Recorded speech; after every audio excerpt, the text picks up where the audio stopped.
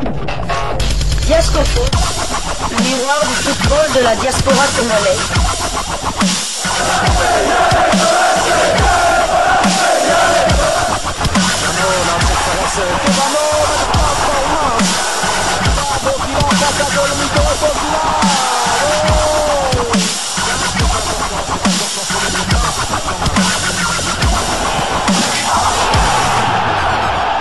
Diascofoot, le miroir du football de la diaspora congolaise.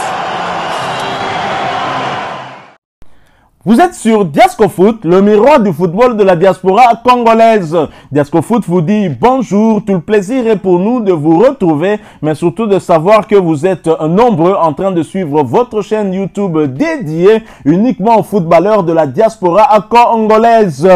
C'est l'heure de partager avec vous quelques news que nous avons pu récolter pour vous, des news concernant certains de nos internationaux ou des binationaux qui se sont illustrés dans leurs clubs respectifs, et cela dans le cadre de cette troisième livraison sportive de ce lundi 21 avril 2025, une livraison que nous débutons par un message de condoléances de votre chaîne YouTube Diascofoot à toute la communauté catholique pour la perte du pape François qui nous a quittés ce matin. Pape François, que votre âme repose en paix. On se souviendra de votre séjour ici à Kinshasa, la capitale de la République démocratique du Congo, malgré quelques problèmes d'ordre sécuritaire qui avaient d'ailleurs reporté votre voyage. L'insécurité, bien évidemment, à l'Est qui avait une influence sur votre déplacement sur le sol de nos ancêtres. Alors, cette troisième livraison nous emmène, je dirais, en Belgique, pour prendre langue avec un ancien sélectionneur de la République démocratique du Congo, lui qui avait lancé un léopard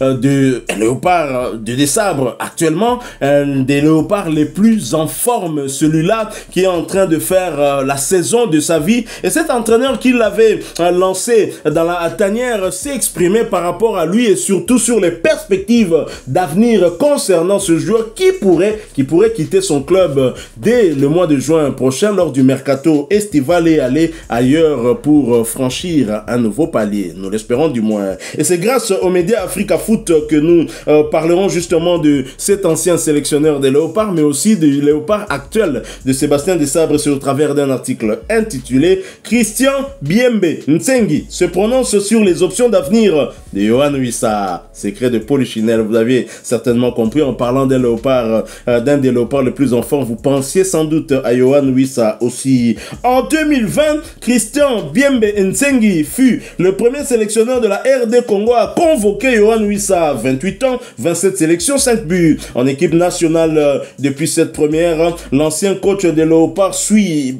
de près l'évolution de l'attaquant de Brentford engagé avec le club anglais jusqu'au 30 juin 2026.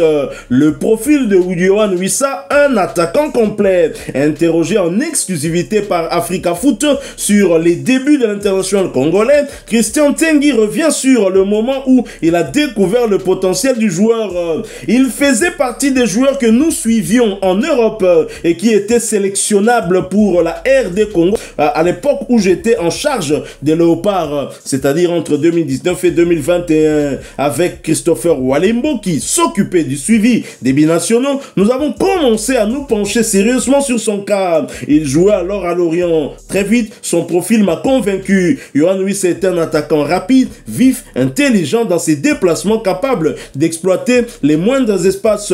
Il possède également une belle qualité technique. Je l'ai donc convoqué pour 2 matchs amicaux en octobre 2020 au Maroc contre le Burkina Faso 0-3 où il a honoré sa première cape, puis face au Lion de l'Atlas, un but partout où il avait inscrit le but congolais. Un choix de carrière réfléchi. Ntsengi salue le discernement dont a fait preuve Wissa au moment de rejoindre la première ligue. J'ai trouvé son choix très intelligent lorsqu'il a quitté Lorient pour Brentford. Trop de jeunes joueurs sautent les étapes, rejoignant un grand club trop tôt et finissent par échouer. Peu de temps de jeu, des prêts successifs, beaucoup de bancs. Wissa, lui, a opté pour une équipe modeste de première ligue, l'un des meilleurs championnats du monde, sans pression excessive. Il a eu le temps de s'adapter et de progresser. Et on voit aujourd'hui que c'était une excellente décision. Il a su garder les pieds sur terre. Une saison référence à Brentford. Sur les performances actuelles de Wissa, le technicien congolais ne tarit pas d'éloges. Avec 15 buts et 2 passes décisives, il réalise sa meilleure saison depuis son arrivée en Angleterre. Il est d'une régularité impressionnante. Il est titulaire, rarement blessé, et son entente avec le Camerounais Bryan Mbeumo est remarquable. Il marque même contre les grosses cylindrées, Manchester City, Newcastle, Arsenal le 12 avril dernier, un but partout. Il a énormément progressé. Son jeu est devenu plus intelligent, plus efficace. Il ose, il prend des risques. Yohan Wissa est aujourd'hui l'un des très bons attaquants de Première Ligue. Ce n'est pas rien. Un avenir dans un grand club. Arsenal comme option idéale. Interrogé sur l'avenir de son ancien protégé, Ntengui estime que le moment est venu pour lui de franchir un cap.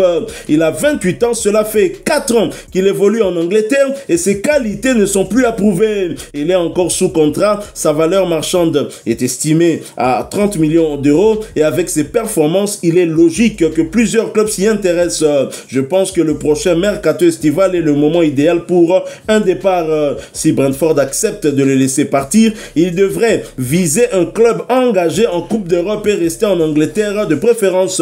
Il connaît le championnat, la culture, la langue, même si un changement nécessite toujours un temps d'adaptation, ce serait plus rapide dans le même environnement. Il a été question de Tottenham qui traverse une saison compliquée mais reste un grand club, ou de Nottingham Forest qui peut viser une place européenne. Mais selon moi, il a le profil parfait pour Arsenal. Mikel Arteta aime les joueurs comme lui et son management conviendrait parfaitement à Wissa. En plus, le style de jeu des Gunners lui irait à merveille.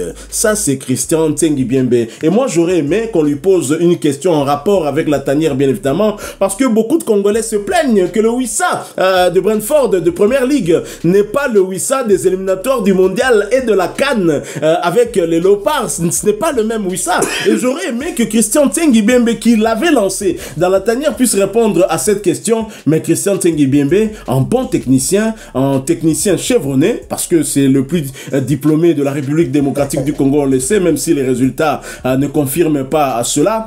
Christian Ntengui Biembe a tout dit sur les qualités de Yohan Wissa. Et vous pensez comme lui que Yohan Wissa, lors du mercato estival qui pointe déjà d'ici un peu moins de 2 mois, Yohan Wissa, son profil conviendrait à un club qualifié pour l'Europe la saison prochaine? Tout à fait, moi je l'espère, du moins j'espère qu'il signera dans un club comme Arsenal, le voir sous la houlette d'un technicien comme Arteta. Je trouve que ça donnerait pas mal bien que du côté d'Arsenal, il y a une forte concurrence, surtout avec Martinelli, le Belge Trossard. Mais bon, si on veut progresser, si on veut savoir où sont mes limites, il faut sauter le pas. Je pense que ce sera vraiment le bon moment pour que ce soit Wissa ou son coéquipier Bryan Mbeumo. Ils font la saison de leur vie. Je pense pas qu'ils cette saison ils pourront faire une meilleure saison avec le club de Brentford, que ce soit d'un point de vue comptable, hein, avec les points que Brentford a et comptable aussi pour eux, qui ont marqué, à eux deux ont marqué 34 buts. C'est vrai que avant cette interview, je pense que le match contre Brighton s'était pas encore déroulé. Tout à fait, exactement. Et oui, ça en est à 16 buts en championnat et 17 toutes compétitions confondues, ce n'est pas rien. Donc moi, comme je dis encore, j'espère de tout mon cœur qu'il va atteindre la barre des 20 buts réels marqués en Première Ligue sans tirer le moindre pénalty. Ah, ça, il faut le préciser, parce que si on doit enlever les pénaltys, il sera certainement devant Brian. Oui, ça est actuellement le 5e meilleur buteur du championnat, je pense, de mémoire comme ça, derrière Salah, derrière Haaland, Wood de Nottingham Forest et Mbeumo. Et tous ces joueurs sont les tireurs de pénalty de leur club. Donc, c'est ce qui en dit long, hein, sur la qualité de Yohan Wissa. Imaginez qu'il tire aussi des pénaltys. On peut se dire qu'il serait déjà au-delà de 20 buts à l'heure où nous parlons. Mais en tous les cas, surtout Bryan Mbeumo aussi, qui a fait un peu plus de saisons que Yohan Wissa dans cette équipe. L'heure est venue pour aller voir ailleurs, hein, mais on verra. Encore faut-il que les dirigeants de Brentford veuillent bien libérer ces joueurs, des joueurs importants non seulement pour ce club de Brentford, mais aussi et surtout pour leurs équipes nationales nationale. Brian Mbeumo qui inscrit de but avec le Cameroun. Yohan Wissa est un tout petit peu à l'arrêt, mais c'est un joueur très important. Quand il ne marque pas, attention, il donne des passes décisives. Ou bien il est au pré-assist aussi, comme on l'a vu lors de notre victoire 0-2 contre l'Éthiopie. C'est lui d'ailleurs qui donne la balle à Joris Kayembe avant que Joris Kayembe fasse le centre pour Théo Bungoda. Tout à fait. Là, c'était un pré-assist, donc 1-2 avec Joris Kayembe pour un magnifique but qui avait débloqué justement le compteur de l'équipe nationale pour ce match-là avant que Fiston Maël et Kalala ne viennent corser. L'addition a amené le score à 0-2 effectivement. Donc, Christian Ntsengi Biembe a tout dit et en même temps, ça fait plaisir d'avoir de ces nouvelles aussi et j'espère qu'il a été payé puisque il s'était plaint même auprès de la FIFA. J'imagine, comme il ne parle plus, c'est qu'il a été payé. Et là, évidemment, il a choisi le silence pour totoler. C'était Christian Ntsengi Biembe. Diasco foot à tout. Papa, moi, me ça, moi, Orange Mani. C'est vrai qu'il n'a pas réussi à nous qualifier pour la CAN, mais comment il s'appelle, Jean-Florent Ibenge avec 9 points. Parce que on avait eu 9 points. 9 points, on n'était pas qualifié. On est malheureusement terminé troisième derrière le Gabon et la Gambie. Mais Christian, comment il s'appelle, Ntsengi, lors de la dernière CAN au Cameroun, je pense, CAN au Cameroun, il s'était qualifié à la dernière journée après une autre victoire face au Libéria.